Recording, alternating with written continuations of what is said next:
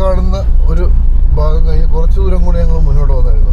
ഈ ഒരു ഭാഗം വെച്ചാൽ ഞങ്ങൾ തിരികെ പോകാമെന്നൊരു പ്ലാന് ഇട്ടായിരുന്നു. കാര്യം അത്ര അന്തിയാണെന്ന് തോന്നിയില്ല. ഇന്നലെ രാത്രിയിൽ വരുമ്പോൾ പകല ഇപ്പം ഓക്കെയാണ്, ഇപ്പം നല്ല വലിയ കുഴപ്പമില്ലാത്ത ഒരു സ്ഥലമാണ്. പക്ഷെ ഇന്നലെ രാത്രി ഞങ്ങൾ വരുമ്പോൾ ഒരു പെട്രോൾ വിളിച്ചു, ഒരു വീടോ ഒന്നുമില്ല, ഫുള്ള് ഇരുട്ട്. നമ്മുടെ വണ്ടിയുടെ വെട്ടം മാത്രമേ ഉള്ളൂ. ഒരു കാട്ടുവഴിയാണ്.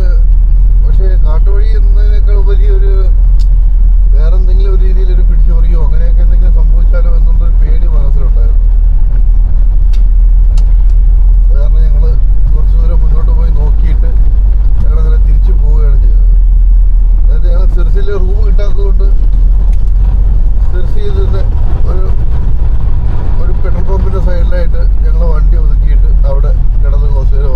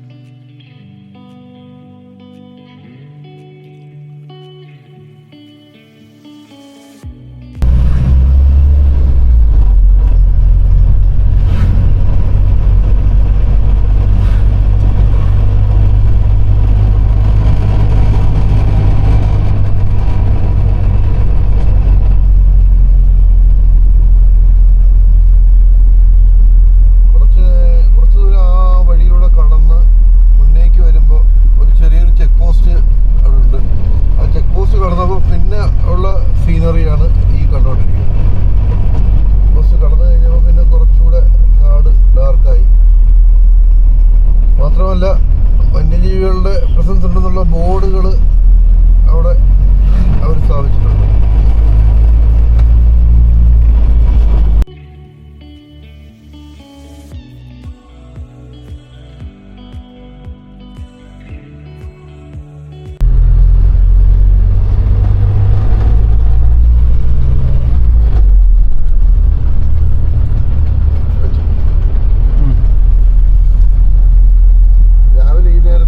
കാട് കാണാൻ നല്ല രസമാണ് അല്ലേ? പിന്നല്ലോ, തീർച്ചയായും. ആ ചെറിയ ഒരു വെയിലിൽ അടിച്ചു വരുന്ന സമയത്ത് ഇളം വെയില് യാത്ര ചെയ്യാൻ നല്ലൊരു സുഖമാണ്. നല്ല തണുപ്പുണ്ടല്ലേ? തണുപ്പുണ്ട്.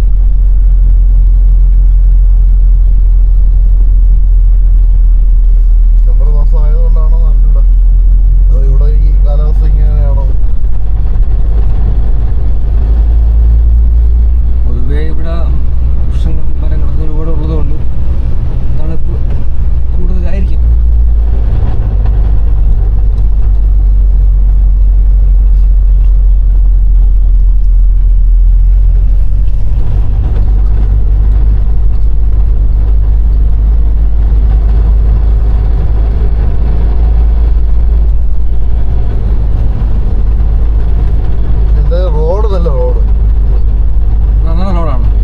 വരുന്ന വഴിക്ക് കുറച്ച് കെട്ടിറക്കം ഉണ്ടായിരുന്നു. ആ ഒരു ഭാഗം മാത്രമേ ഉള്ളൊരു ബുദ്ധിമുട്ടായിട്ടുള്ളൊരു, ബാക്കിയുള്ള നല്ല റോഡല്ലേ? തീർച്ചയായും നല്ല റോഡാണ്.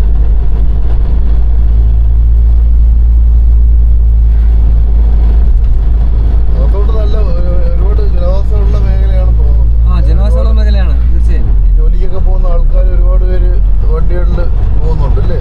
തീർച്ചയായും. പക്ഷെ രാത്രി വന്നപ്പോൾ നമ്മൾ കരുതിയത് ജനവാസമില്ലെന്നാണ് മനസ്സിൽ കരുതി നമ്മൾ തിരിച്ചു പോയത്.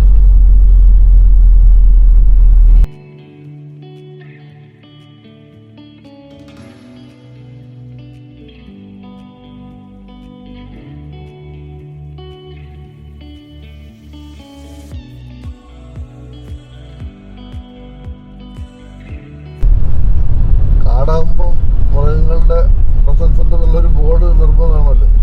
തീർച്ചയായും. അതുകൊണ്ടുള്ള നമ്മളൊരു ബോർഡ് വെച്ചിട്ടുണ്ട്. കൊണ്ടുപോകുന്ന അറിയത്തില്ല. ഇങ്ങനെ ഇതൊക്കെ ജനവാസ മേഖലയായതുകൊണ്ട് മൃഗങ്ങളുണ്ടാവാൻ സാധ്യത കുറവാണ്.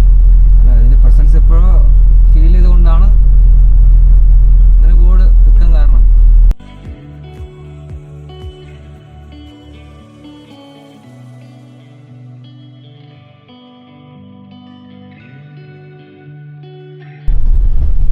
മൃഗങ്ങളുണ്ടെന്നുള്ള ബോർഡ് വെച്ചിട്ടുണ്ട്. അതിപ്പോ കാടാവുമ്പോഴേ ബോർഡ് നിർബന്ധമാണല്ലോ. തീർച്ചയായും. അല്ല, അതിന്റെ പ്രസൻസ് എപ്പോഴെങ്കിലും വന്നിട്ടുണ്ടാവും. അതുകൊണ്ടാണ് ആ ബോർഡ് ഒരു മുൻകരുതലിന് വേണ്ടി. കാരണം ഇത്രയും ജനവാസമുള്ള ഏരിയയല്ലേ, അപ്പോൾ അവരുടെ ഒരു സേഫ്റ്റിക്ക് വേണ്ടി ആ ബോർഡ് വെച്ചത് എല്ലാവരും സൂക്ഷിക്കുക എന്നുള്ള രീതിയിൽ. നമ്മുടെ കേരളത്തിൽ തന്നെ പല ഭാഗങ്ങളിലും ഇങ്ങനെ പുലിയുടെയൊക്കെ പ്രസൻസ് ഉള്ളതായിട്ട് വന്നിട്ടില്ലേ? കേവിന്റെ പേര് യാന കേവ്സ് ആണെങ്കിലും അവിടെ ആന ഉണ്ടോ എന്നുള്ള കാര്യം എനിക്ക് തോന്നുന്നില്ല അല്ലേ? അല്ല, അവിടെ പോകുമ്പോഴേ അറിയാൻ പറ്റത്തുള്ളൂ. ഇത്ര യാത്ര ചെയ്തിട്ട് വന്നിട്ട് നിരാശപ്പെടാൻ പാടില്ലല്ലോ. യാന കേവ്സ് അടിപൊളിയാണ്. അത് നമ്മൾ കണ്ടതും വായിച്ചതായിട്ടുള്ള ആ ഒരു അറിവ് വെച്ച് യാന കേവ്സ് കാണാൻ അടിപൊളിയാണ്.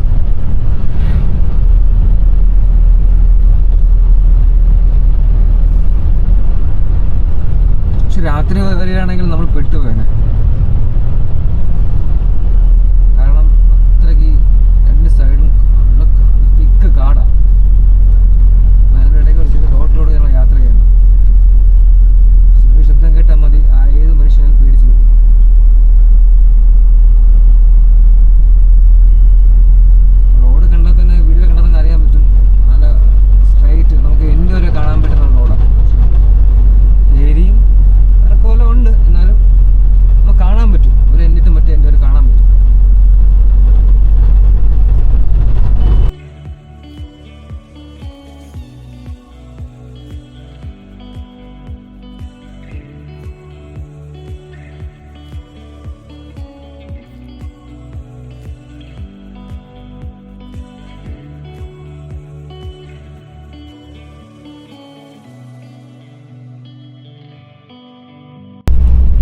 രക്ഷയില്ല കേട്ടാ.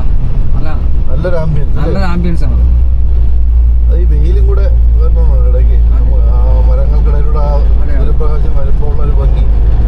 തീർച്ചയായും.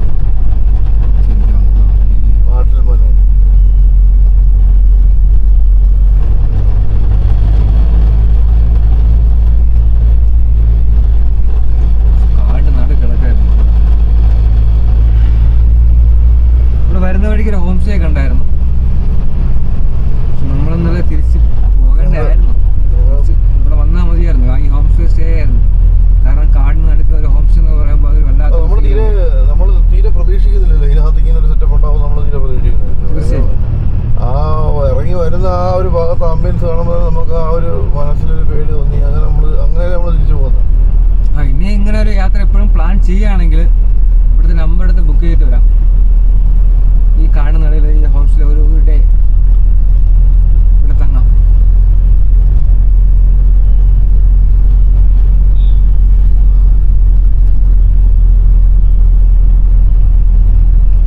എത്ര കിലോമീറ്റർ ഉണ്ട്?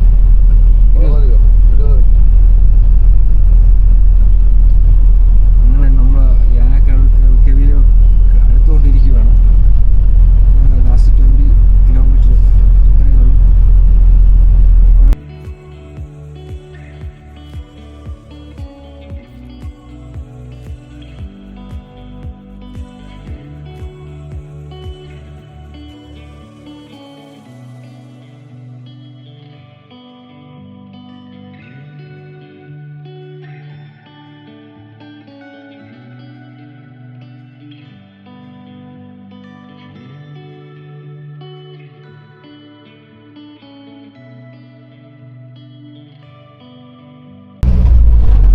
കേസിലേക്ക് പോകുന്ന ബസ്സാണെന്ന് തോന്നുന്നു.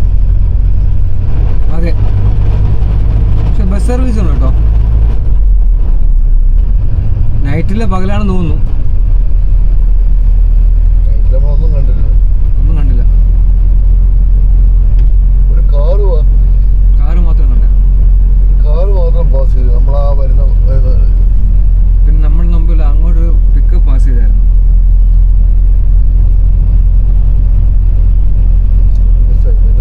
ഒരു പിക്കപ്പ് പിടിച്ച് നമ്മൾ ഹോം സ്റ്റേ ഉണ്ടായിരുന്നു.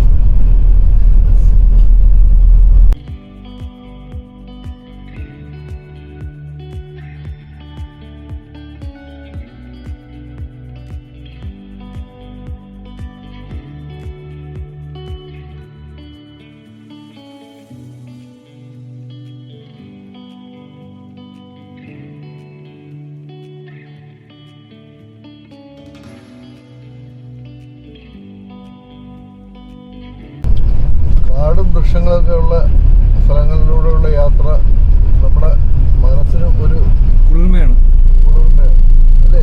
തീർച്ചയായും.